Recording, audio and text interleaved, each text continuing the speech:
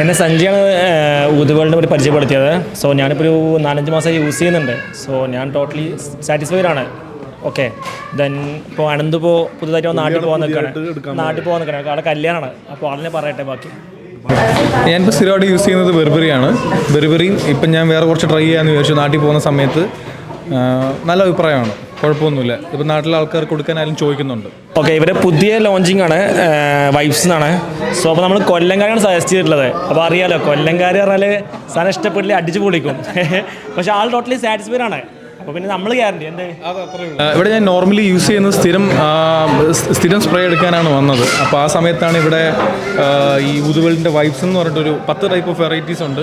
കുഴപ്പമില്ല, ഉപയോഗിച്ചിട്ട് നല്ല രസമുണ്ട്.